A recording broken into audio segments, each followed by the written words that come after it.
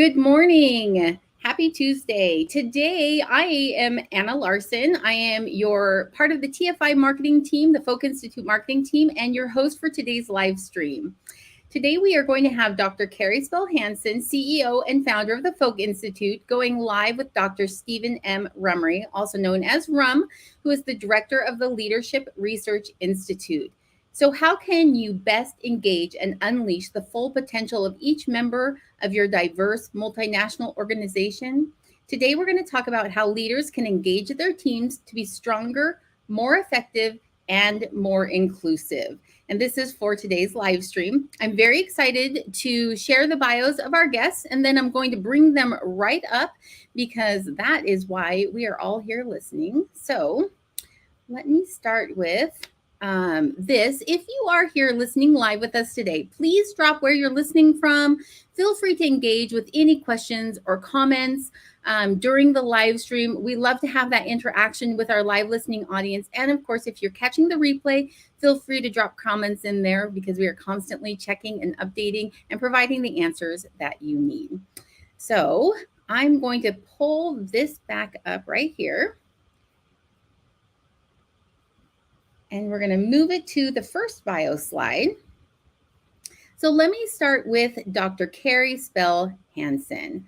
Carrie is an amazing person. I've had the extreme pleasure of getting to know her over the last 6 months. She is a thought leader, a researcher, an educator, and a trusted advisor in organizational development, diversity, equity, and inclusion. She's also a coach. She founded the Folke Institute in 2004 to further the impactful work she was doing, and she's done an amazing job of it. Okay, I'm going to move over. Let me tell you about our second guest, which is Dr. Stephen Rumery. So, Dr. Steve Rumery, also known as Rum, is the director of the Leadership Research Institute. He develops the credibility and impact of leaders and organizations through executive coaching, research, and consulting. Now, recently, Steve launched the Restore Initiative, which focuses on the development of the restorative leadership style in leaders who want to engage their people during times of disruption and change. And you can find that, and we're going to drop the link later, but at credible-leaders.com. So with all of that in mind, I'm going to pull this down and bring up our two guests today. Hi, Carrie. Hi, Steve. There. How are you? Hello, hello. Good morning. Good morning. I'm so glad to have you both on with us today. So let's go ahead and just get started. Let's jump right in with some questions because I think that we've got a lot to talk about today because I've got a whole bunch of questions for both of you. So let's start with our very first one, which is, let me pull this banner. Why is having difficult conversations an important skill for leaders? This is something that TFI has been talking about in some of their social posts over this past month. So, Carrie, if we can start with you, can you tell us why this is such an important skill? Well, because if we can have the difficult conversation, we can actually minimize conflict. Oftentimes, when you look at some of the assessments that we use to determine one's conflict level, we talk about 5 different types of how people respond to conflict. When we get to that place, one of the highest percentage is avoidance. And most of us can relate to that. We don't want to get into a situation with someone where we're uncomfortable or cause other people to be uncomfortable, so we avoid it. If we're willing to have those difficult conversations, we talk about it gives us the opportunity to avoid getting to the place of conflict, because if we avoid the difficult conversations, ultimately it's going to end up in conflict and people taking sides, and then we have to go into the organizations to help to try and find advise people on how to come out of that situation. Which seems like it's the exact opposite of what we're talking about today, which is engaging your teams and creating some form of bigger, better organization that's all got a single-minded purpose or multi-minded purpose, but a direction, right? Absolutely. Ram, what would you add to this? Well, I was thinking, and it's great to be seeing you, Carrie, and being here with you. I was thinking when I was a kid, one of my favorite birthday parties to go to was the one at the bowling alley where they would break out the little bumpers, right? And you could throw pretty much any ball down the down the bowling alley, and it would hit the bumpers and it would go in, and at least you'd hit a couple pins. As an adult, we are constantly working within our own bumpers. Mm. Yeah. Mhm. And because of that, for us to really connect, for us to lead effectively, for us to really kind of align people, we need to get them over their little bumpers, right? Difficult conversations is how we do that.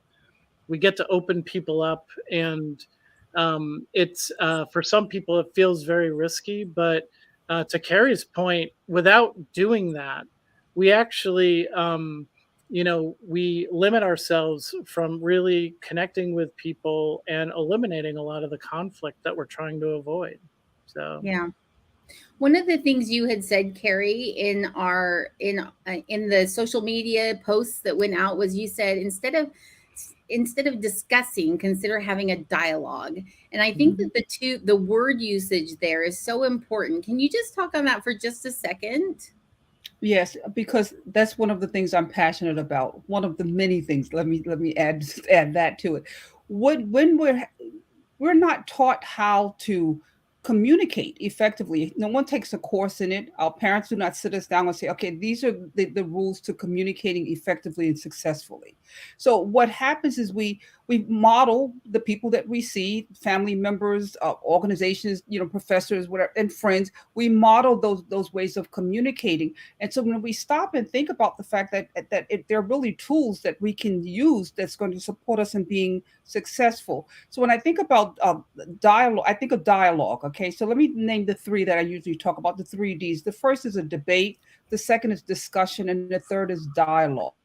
If we're going to have a difficult conversation, I encourage people to think more about having a dialogue. So I won't go through all of them. I'll just say one thing about each one. What are the goals? Because generally, what is it? Was it the Mad Hatter and Alice in Wonderland said, if you don't know where you're going, that's where you're going to end up. So if you're having a conversation with someone and you have no concept of where you want that conversation to go, then you're going to end up somewhere, and then you're going to have to figure out what to do once you get there. So think about a debate. The goal of a debate is to win. When you're in debate with someone, you go in there full speed ahead. You listen more or less sort of to what the person is saying. Your goal is to win the conversation or to win the debate. When you're in a discussion with someone, there's no specific goal. You're just having a conversation. So when I say to you, well, unless you and I have a discussion, well, what is the goal, Carrie? Well, now you want me to move from discussion to a dialogue, because a dialogue, there's common ground and there's shared understanding. So I always think of it, and there's several books out on dialogue, but I think the dialogue I always think of it as like the donut hole in the middle of a donut, because it's like there's no ranking there.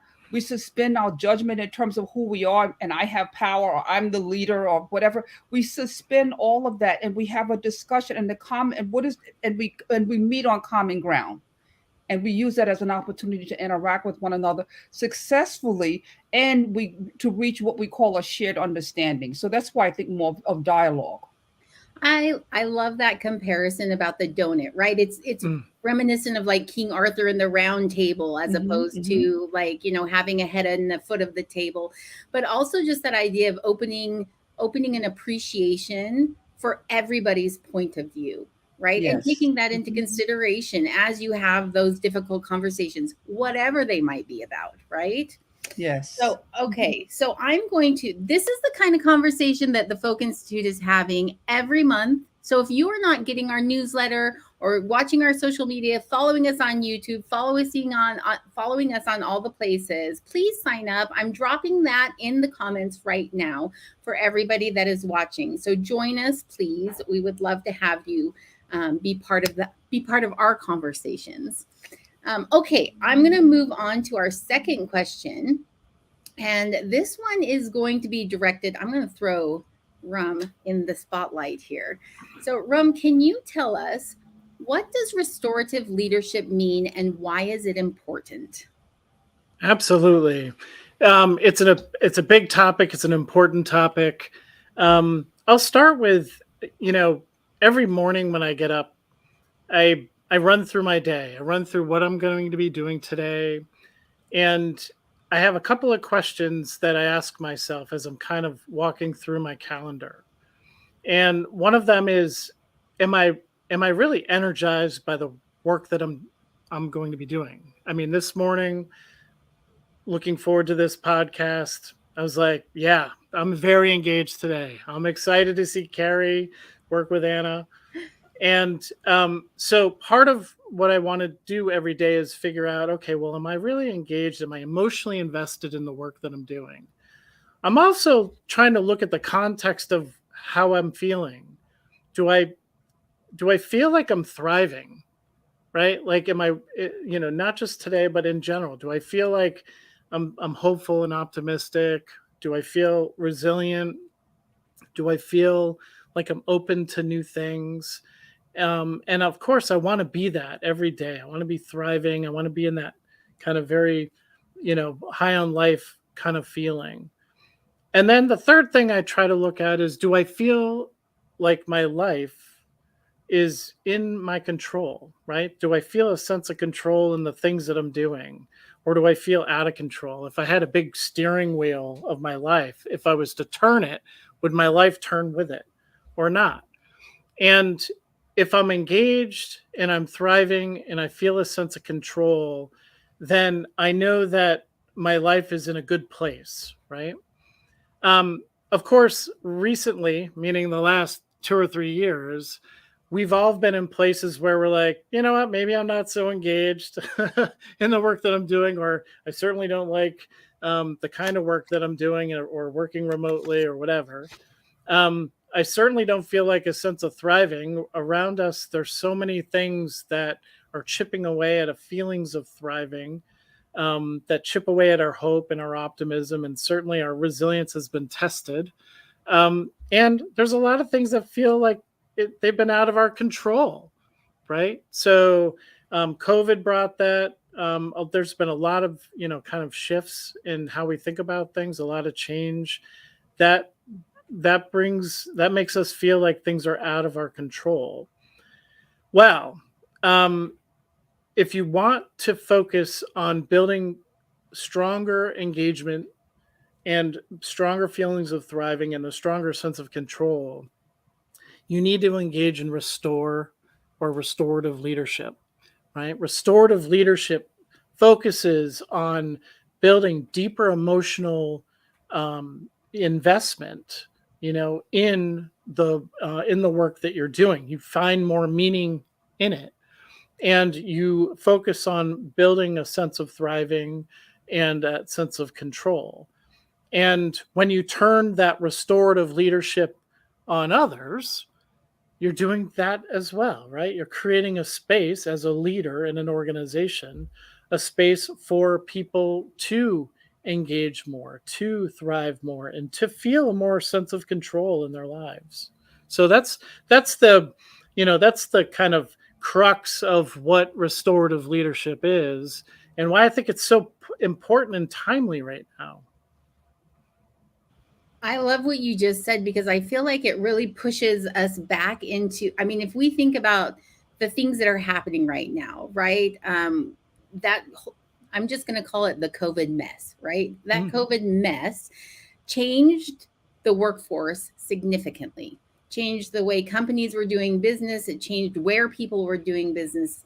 It changed how people were doing business. It changed where workers were coming from, how they're working.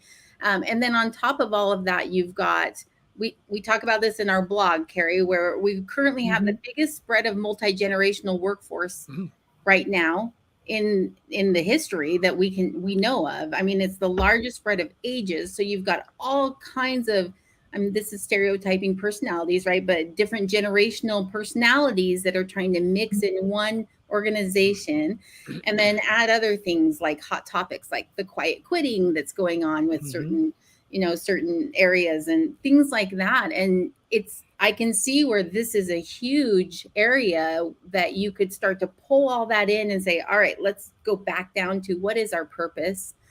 What are we here for? Right? Like, that's kind of what you're talking about. Absolutely. I would like to add to that. Actually, Roma and I began to work, I guess it was 3 years ago now, Rum, when Rum actually started, developing. He was in the middle of developing, or had already developed. I'm not sure. You'll have to clarify that, Rum. The whole restorative model and the assessments and whatnot. And I came on board helping him out. We were part of an advisory group with him, and was just really fascinated by the work that he had developed and the concept, because it's like what depletes us. So we talk about restoring, but what are we restoring from? And certainly when we think about the generations, as you mentioned, and Rum talked about just the like COVID, we speak a lot of that. Then we have to add the whole issue of social justice, because that happened in the middle of the pandemic. And what happened, it was so incredibly depleting for so many leaders. What do we do? How do we handle this? That just it was explosive. So restoring is like, what depletes us? Why do we have to restore? And Rum, you can jump in on that one. Why are we restoring? Yes, because all of these things are happening. How do we determine that we need to be restored? How do leaders determine that? I think she just threw a question at you, Rum. Well, I know he can answer it too. I know. Well, I mean, leaders were certainly put in a challenging position, right? So if you think about this idea of leaders being engaged and thriving and having a sense of control, overnight, right, with COVID and certainly with George Floyd and a number of really critical, hard social justice issues coming to the front burner, as they should, it sort of stripped the control out of a lot of leaders' hands, in the sense that I think historically we've asked leaders and we've wanted workplaces to be kind of a peace zone, right? Like not political, not overly socially justice oriented. And in a matter of, months, there was a huge shift. And, in my conversations with leaders and friends in leadership roles globally that I keep, it was daunting for leaders to be able to kind of figure out, how do I manage effectively a remote team? Because there are a lot of people, not everybody, but there were a lot of people who went remote, where the dynamics of trying to engage people and connect with them, was challenging. And then the social, kind of the underlying kind of structure really changed. And that really tested people. So leaders, one of the reasons why, we really put the restore assessment and that model to the forefront, because we've been working on it for over a decade. But it just was right for the time, like there was such a need for leaders to think about engaging themselves and giving them a sense of control and thriving. And then, thinking about, well, how do I create this sort of space for the people that are working with us? They're working for me. It's such a fundamental leadership challenge. And, so that's really what precipitated driving on this at this point in time. Yeah. So the next question, we've kind of already touched on it, but I want to dig in just a tiny bit deeper, because our next question was, what kind of disruption or change? And I would even reword this now at this point based on our conversation to the depletion. What is depleting us, right? And we've touched on some of the big national and global issues that are facing us or businesses, organizations today. But what other kinds of things do leaders need to be watching out for? Maybe some that aren't so big, but that are just small, generating impact within their organizations, and it's too late at some point to stop the momentum that it's created. What other kinds do they need to be looking at as far as what could disrupt or change their workforce? Ron, would you like to start? I will laugh if you do that. You can go for it. It's like a dissertation question, honestly. Like I should get a degree out of this, but I'll send you one. I can thank make you. up a certificate for you, no problem. The Folke Institute certificate of live stream answering very big questions on a podcast, in like a minute. Like, okay, thank you. I feel a sense of accomplishment. No, I honestly, I think there's 1,000 things. We hear that, what's the saying, death by 1,000 cuts. And I think it's what's quite disruptive to people, to leaders, is that there's 1,000 things in motion at the same time. And we're not quite sure where, where we're going to land. Like you have, I think for many people before COVID and before, the awesomeness of the changes and transformation that's been occurring over the last couple of years. Before that, people at work, leaders had a sense of what tomorrow would bring and what the next week would bring. And there's just kind of a cadence to things.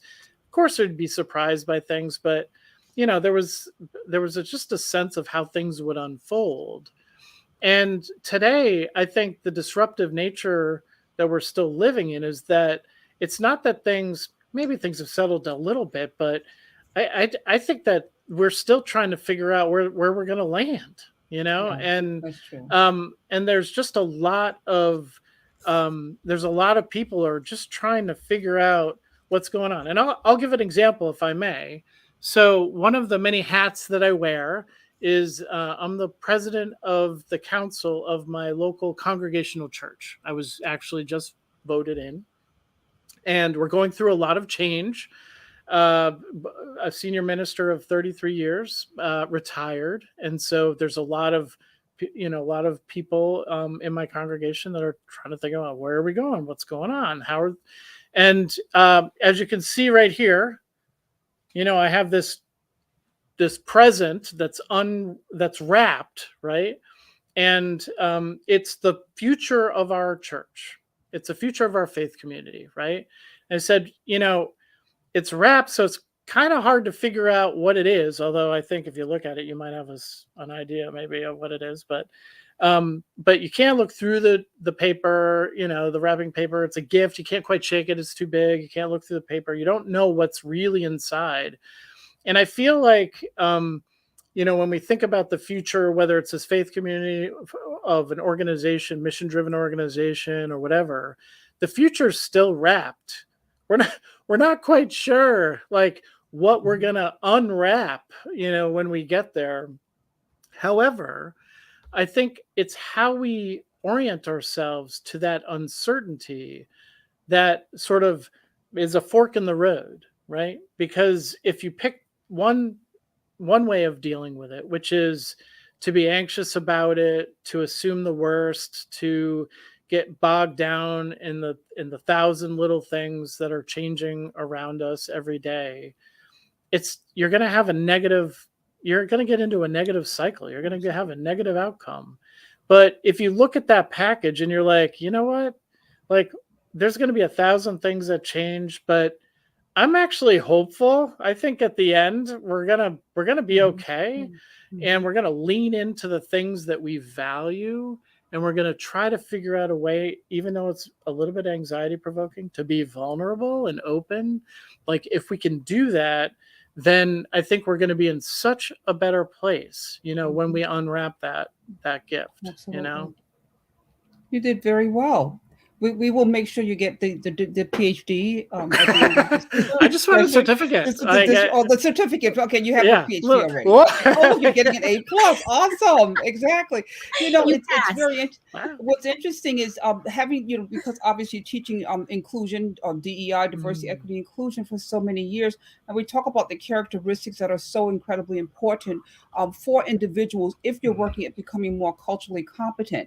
And some of the things that Rum just mentioned are exactly what being able to become comfortable with ambiguity, because that's what the future holds. So where we are right now globally, or we can speak specifically about it within the United States, but I'm going to say globally, that we have to become comfortable with the unknown. Okay, and that's what I'm just saying, having faith in that, because it starts on when you talk about all of the things that that leaders are facing. Let's say they're facing everything that all human beings are facing right now. Okay, and that is the uncertainty of the what's next. Whether you're dealing with disease, whether you're dealing with everything that we can think of. If you have children, what they're interacting with in school, the things that they're facing. How do we and if in the workplace, how do you handle? How do you leave 5 generations with different values? How is that? How do I have a conversation with someone that would rather speak with me via text or Voxer or something else, and I want to talk to them on the telephone? What happens when an example of my what I experienced? I need to contact an organization to get rights, get credits to rights to use an excerpt in an article that I'm writing. They have no telephone number. Okay, so you send an email to info at blah blah blah, and then you try to reach them through LinkedIn. Okay, and people are not looking at LinkedIn every single day. I've sent 2 emails to the info at blah blah, and you go online and you even Google what is the telephone number for X, or they have none. Because that's it. And so what do you do with that? You just kind of like relax and you sit back and you try to figure out another way to go through another door or through a window or whatever it is to get in there. Those are the kinds of things that we're facing. So what if I ask someone on my team to contact someone and they come back to me and say, I can't get in touch with them? Okay, prior to what the era that we're in now, so what do you mean? Just call them up and ask them. You can't do that anymore. So those are the kinds of things that we have to sort of, for me, is taking a deep breath and acknowledging and accepting the what is. Carrie, you're so good at just leading right into the next question. Like, seriously, because one of the very next things on our list was, what is your best tip for being more inclusive when it comes to engaging your team? And you just talked about that inclusion factor and the changes that we're seeing in the workforce, and that you do have to take all that into consideration. So I'm going to throw this question at you and see what do you have to say about that? One of the best tips that I would get in terms of being inclusive is engaging with. First of all, you have to be flexible. You have to be willing to understand what they bring to the table. We have to suspend this generation does this. The Z generation will act like this. The millennials are blah blah blah. We have to suspend all of that. And recognize that people are coming in as individuals and they have needs, they have preferences. Okay, the preferences is no longer one group or 2 generations, if you will, in the workplace. Now you have 5 to deal with. So you have to be nimble. Okay, I think of do you remember Gummy, the gumbo? What was it? Just like flex, and you can wrap and do all sorts of wonderful things with it. Yeah. Okay, finally, the whole bit. It's kind of like that. It's like you have to be willing to be flexible. Resisting it will not only cause you, personally, anguish and stress and so on and so forth. It will also impact your organization because people will leave. Okay, right now we have generations, and regardless of the generation, we have people that realize that they don't have to stay in one organization. Those days are gone. People will find other, and money is not the main reason why someone will stay in an organization. They want to feel included. They want to feel heard. They want to feel a sense of purpose. And so leaders will have to be willing to give them that. Yeah, I absolutely agree with that. And so I'm just going to tip it to the opposite side then. So talking about inclusion, what is the biggest mistake that you see leaders making when they want to engage their teams? And after she answers, Rum, I'm going to throw the same question right out to you. So you have time to think about it, Rum. I don't this time. We'll see if you get an A. I don't know. I got my mind ready to go. Okay, if you don't do well, she's going to take the plus off. It's spiraling downward at this point. Okay. Well, I would say the listening skills. Okay, not hearing. I always tell people when I'm teaching a class that there's a difference between hearing and listening. Okay, hearing is physiological. You need your ears. Okay, listening is the whole person, the brain, the mind, all of your senses. When you are listening, you're paying attention to what people are not saying. So the biggest mistake that I would say they make is when we go in what I like to call this already always way of listening. where we already know what the person is going to say because they've been working here for 10 years and they're going to say the same thing. You don't hear what the person is saying when we do that. So I would say the biggest mistake would be and being distracted, and you know what, rightly so, because you have so much going on and you're trying to juggle so many things. Sometimes it's very difficult to stop and listen. I would caution all leaders to take a few moments to make sure that they zoom in and listen, okay, to what people are saying or what they're not saying, because otherwise it can cause a lot of problems down the line within the organization. I think that's a fantastic answer. Okay, let's see if Rum can top that. Not even top it, just meet it in the middle. There we go. I'm gonna build on it a little bit. I mean, one of the things that I would start with the leader, right? And I would say that the leader really needs to be authentic. Know thyself. You need to understand who you are, what you stand for, what are your pressure points, pain points, what are the things that rattle you, and what do you think about some of these issues that are coming up, and to really kind of dive in, getting over those bowling bumpers a little bit on your own, right? To really explore, what do you really think about these things, about inclusion, about other perspectives that are really foreign to you, about these norms that are changing that might be infuriating, because I'm sure there are some of those. So starting with that, the authenticity of the leader, but then the two other things, kind of again, sort of building off of what Carrie was saying, is I would focus on transparency. What are the facts? What is known? What is not what is unknown? Communicating clearly and trying to be unbiased in that communication. That transparency creates a bit of a level playing field, I think. And then the third thing, I know you asked for one thing, but I'm a psychologist, so I have a model that I can draw you that. But the third thing is creating a space for people to be included, right? So it's recognizing that you need to create a place where people feel like they belong and that their voice matters. At the same time, you want to make sure that you're creating a space through norms, what's expected of each person, ground rules, whatever you want to call it, that allows everyone, to be able to contribute in some way.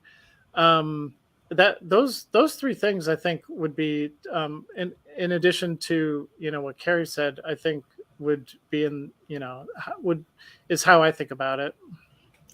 Yeah. I think that you guys have really kind of just kind of wrapped it up in a nice little thought package for somebody who's been listening here today with us. Like, if they're not touching on these things, these are those difficult conversations that we were talking about at the very beginning. And you've just brought it right back to that. If you're not thinking about these things and creating that space where people feel heard and seen and understood, that place of inclusion, then you're not having those difficult conversations with yourself or with your team members, right?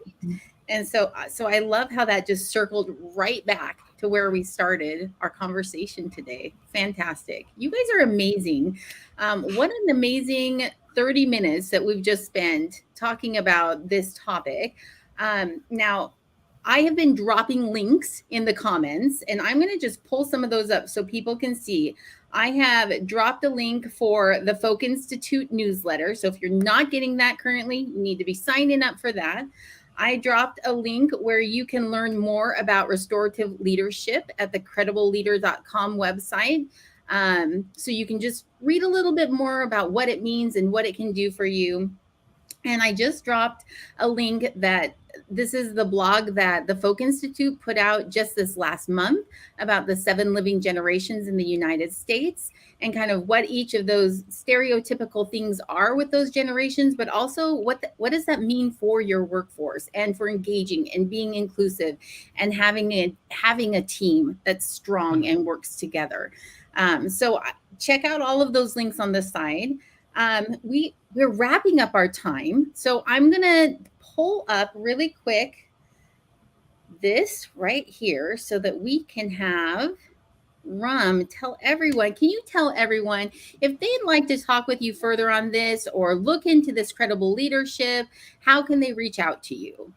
Absolutely. I should probably share a phone number after what Carrie was talking about, but um, you're welcome just to catch me on LinkedIn and LRI.com. There's a link to my email. You can get a hold of me. Just search me up on the web. I'm very happy to talk to anybody who's interested in restorative leadership and how they can work it in the leadership that they're given to their organization.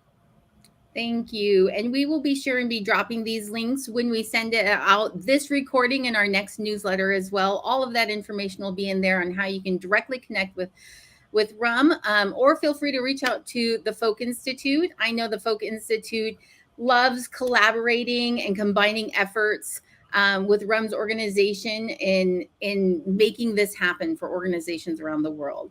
So, okay, as we close out today, I just want to say thank you to everyone.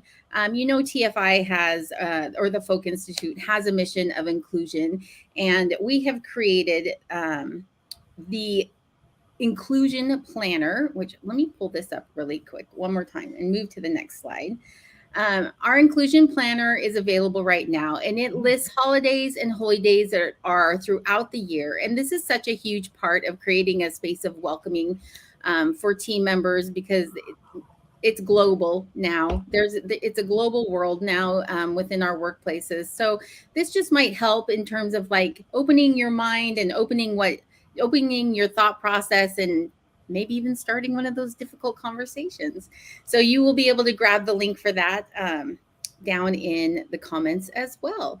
All right, now we're at our final thoughts. So I'm going to put this little banner up here that says our final thoughts. And I'm going to let each of you, we're going to start with Steve, and then we'll go to Carrie. If you just want to give your final thought to our listeners out there today, and then we'll wrap up the show. Absolutely. Well, thanks so much for having me. My final thought is really, please take care of yourself. Sometimes we're running so hard, so many things going on, so many, chaotic moments in our lives. Take time to reflect, take time to think about what's meaningful for you, and make a plan. Do the things that bring meaning to your life. I love that. Thank you, Steve. Or Rum, sorry. Either. Yeah. Usually when someone says Steve, even on my team I'll say, Steve who?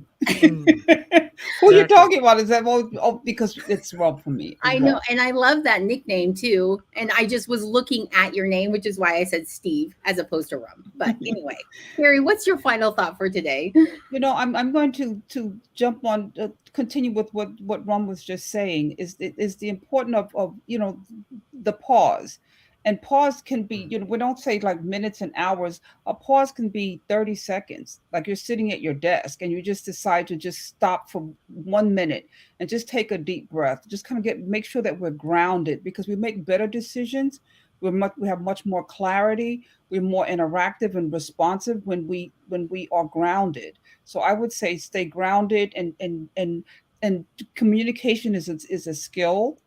We can learn techniques to have those difficult conversations. We can also talk about being and what we need to do to restore ourselves. To definitely get in touch with Rum. He's really good at sharing that information, and the assessments are awesome.